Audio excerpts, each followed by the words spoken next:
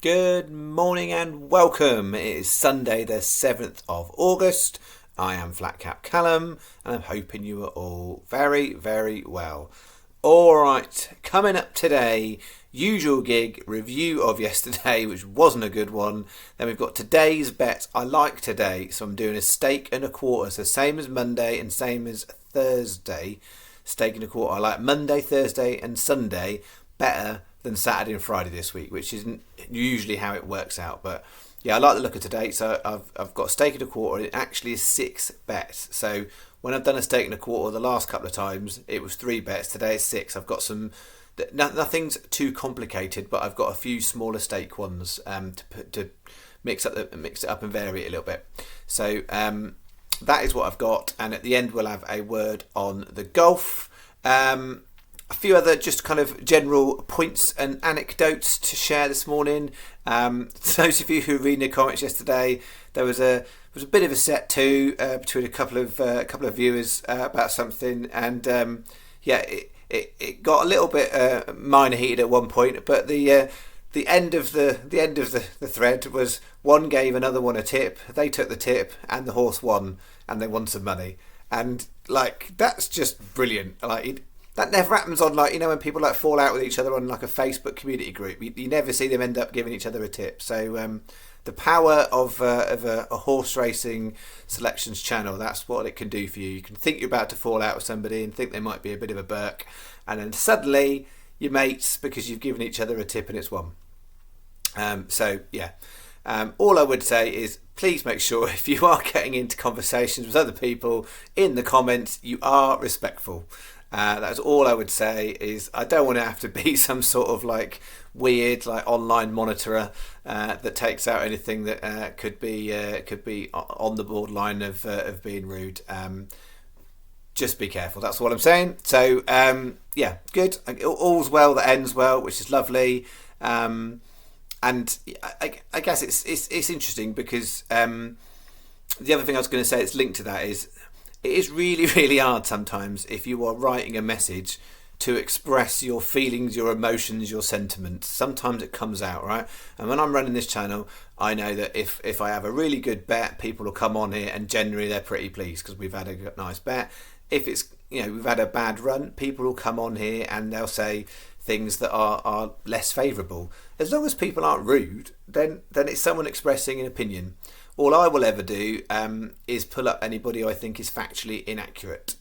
So if you do, come on and suggest you, I don't know, for instance, you tipped a horse and it ran well, and it was close to getting a place, and it didn't, then I might say it didn't. Likewise, you expect me to be factually accurate too.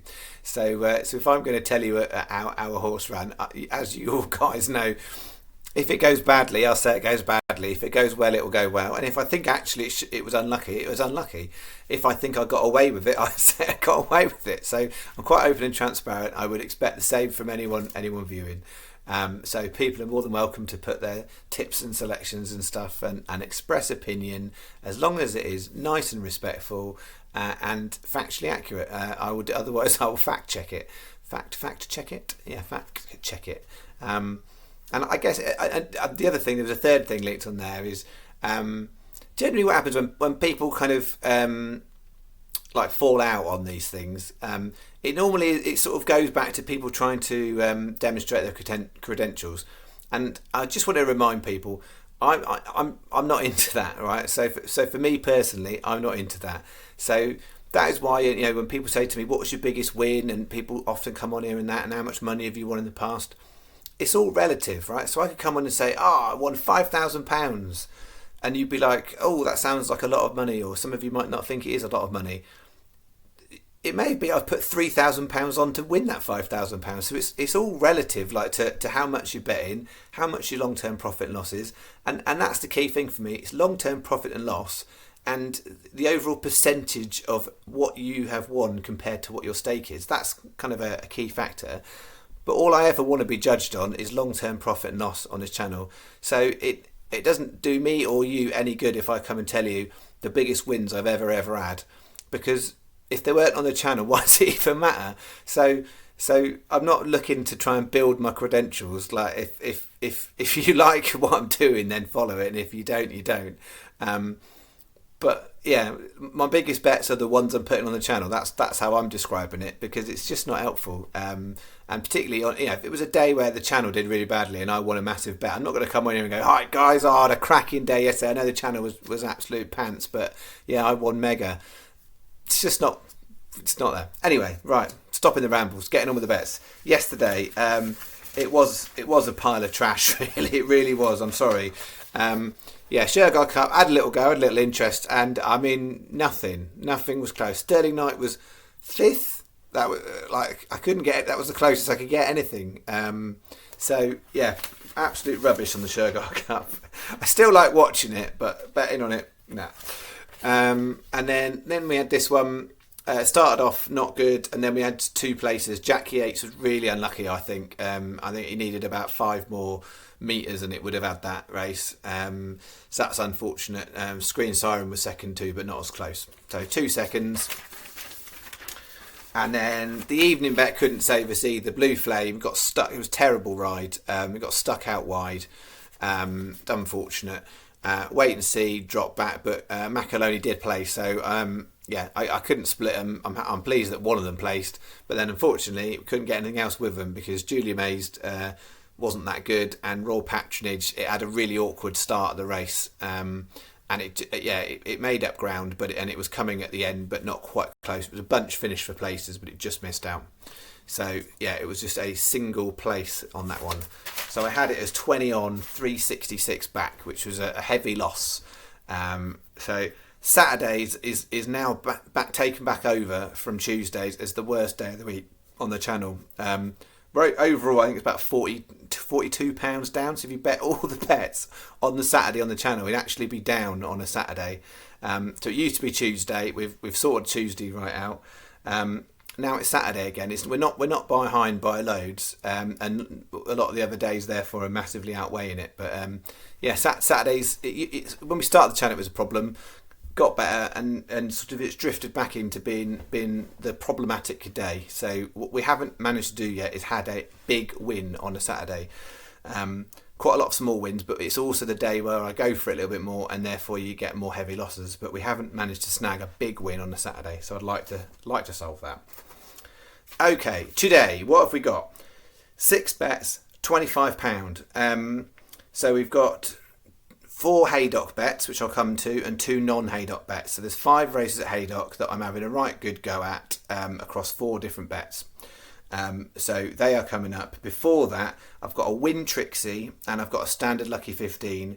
And both the Win Trixie and Standard Lucky 15s are Downpatrick with Continental Flair, is how I'm going to describe it. It makes it sound like a much more exciting bet. So that is what we've got. I have just realised I've not written the prices on this first one, which is annoying. I know what they are.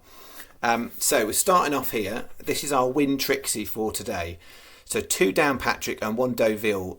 So I've had a little look around. So Sunday particularly is a good day to have a look around on the continent, in France, Germany, sometimes Italy.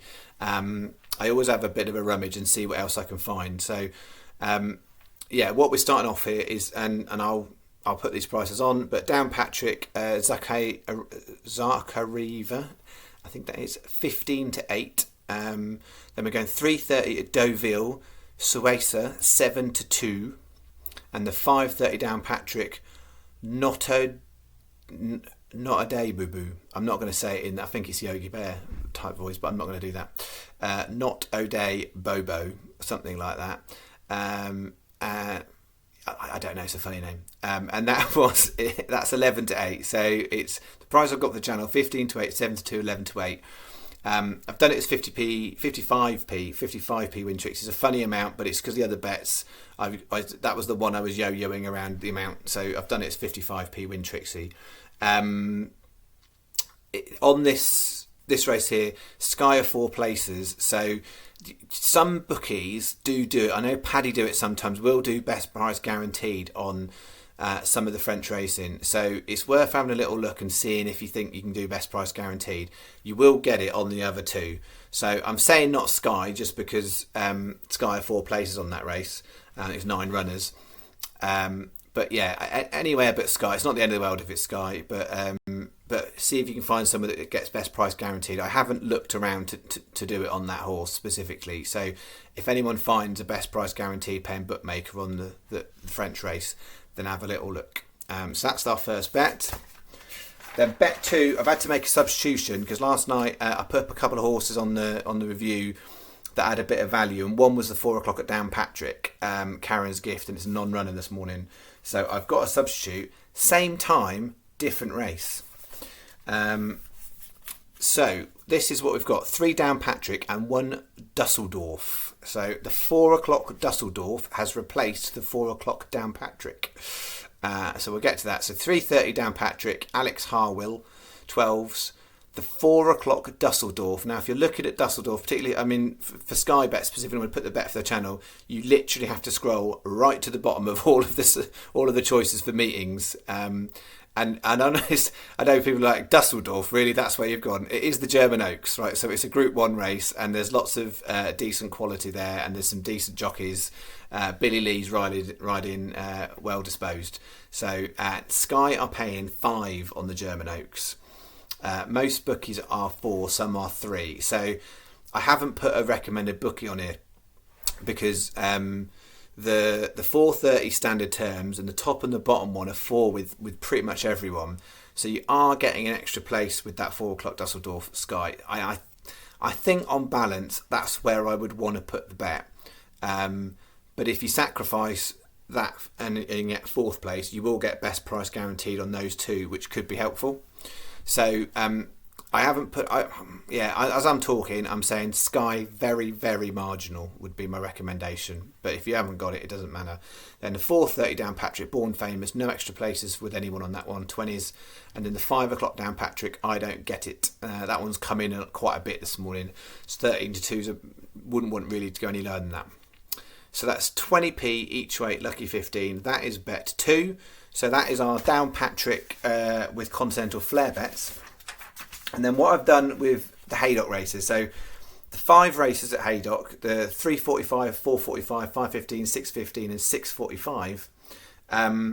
I've got 2 in each, and I've split it across 3 slightly lower stake lucky 15s, and then I've got 1 bet, which I'm going to show you now, which is bet 3, where I've got the five horses, and I've done it as 5 folds and a 5-fold and 4 folds.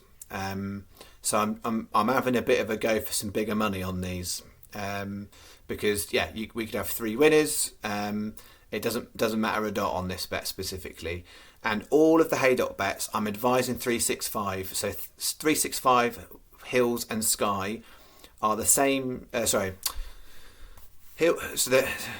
Start that again. The 4:45 Sky are 7 places, Hills and 365 are 6. On the other 4, all 3 of those bookmakers are 5. I'm advising Sky and risking the 7th place. I'm advising 365. I'll get this right today. I'm advising 365 and risking 7th place.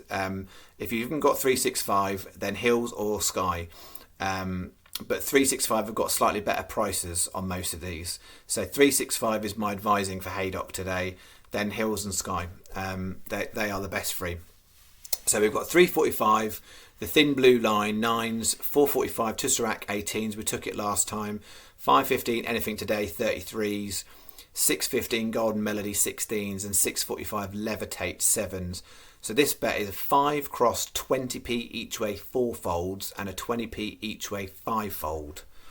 So we only get anything if we get 4 placed at least on this bet. So that's bet 3. And then the other ones are slightly smaller stake lucky 15s. Because I looked at all sorts of cross bets and I was like, basically outside the channel, a lot of what I do is place multiple variations of lucky 15 bets a lot. And I do some combinations of multiples, but I tend to put volume lucky 15s out across different bookmakers. And so I've done it a bit like that today with the additional 4-fold, 5-fold bet, which is a smaller stake.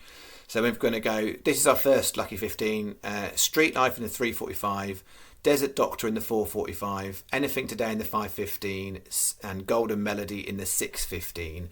And these ones at Haydock are 16 pence each way lucky 15s. That's bet 4. Bet 5, 3.45 Thin Blue Line, 4.45 Tusserac, 5.15 Luminous Light, 6.45 Levitate, another 16p each way. Lucky 15 is bet 5.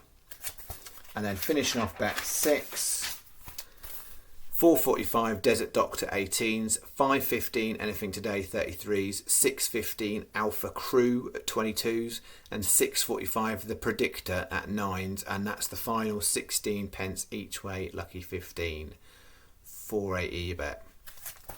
Okay, any questions, shove it in the comments, because I appreciate 6 bets is a bit of a faff, but hopefully none of them are massively complicated to put on.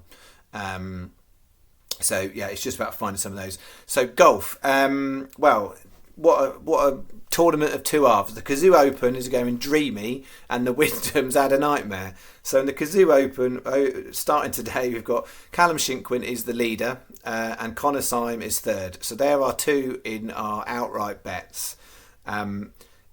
Yeah, so great that they're in there. We have only got a single on Syme on the channel bet though, so I'm hoping we don't have a repeat of the Richie Ramsey where we had Richie Ramsey win and nothing with him. So we've got those, and in the lucky 15 we've got Bryce Easton and Nacho Alvira, who are both 2 under, tied 7th overall in the tournament. Easton is the top South African by a few shots, and Alvira is the top Spanish by a few shots. So if they can hold as top players, then we'll come out the weekend with a profit irrespective. So that's the main focus, because over in the Wyndham, the weather's played a bit of havoc, and it looked great. It was at one point yesterday afternoon when Nick Taylor had got himself into top Canadian position, and we had three in the top positions all at the same time. And looking one of those the other week, like could have been a brilliant bet, but. Yeah, since then he hit 3 bogeys. He hasn't quite finished. Siwoo Kim got up to 5 under par, and then he's back to 1 under par. So he looks toast. So we're going to get. So it looks like we're not going to have anything with Shinkwin. And then Sabatini started off okay, and then he's dropped back. So we've really got nothing going on in the Wyndham unless there's some sort of miracle takes place. So it looks like our focus is Connor Syme doing the best he can to get us some money back. And then Easton and Alvira finishing top in their categories. All right, that is that. And then the last thing for today, I put up a little comment yesterday, but just to go through, this is my schedule for this week. Monday, no video. Tuesday, I'm only doing a video in the evening. So the Tuesday night video is the only night video between now and Thursday. So on Tuesday night, I'm going to upload it. It'll be late one. It will have the golf for the weekend. And it's going to have a couple, maybe a Wednesday horses bet on it. So it will be a late Tuesday night video. Then there's going to be no video on Wednesday, and then we're back into normal territory from Thursday. But it's likely to a couple of days. It might be a bit of an early upload. So the plan is then to go normal videos Thursday, Friday, Saturday, Sunday, and then reviewing the following week. I think the following week is York. So. It's probably only likely I might do a no video on the Monday that week, and then the rest of the week will be normal because we'll be getting into York. So hopefully that is clear. So after today, I've got a Tuesday late video which will have golf and Wednesday horses, and then other than that, I'm not going to be doing a morning video until Thursday from today.